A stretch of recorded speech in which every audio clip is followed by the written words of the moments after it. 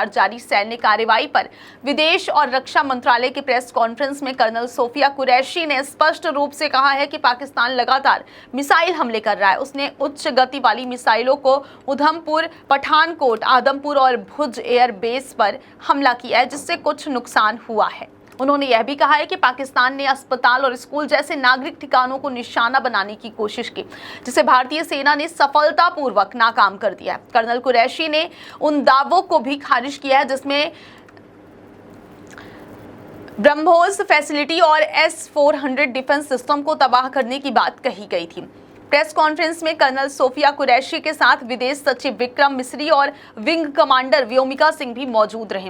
कुल मिलाकर भारत और पाकिस्तान के बीच स्थिति बेहद तनावपूर्ण बनी हुई है और दोनों देशों की सैन्य कार्रवाई क्षेत्र में अनिश्चितता का माहौल पैदा कर रही है। बहुत बहुत धन्यवाद।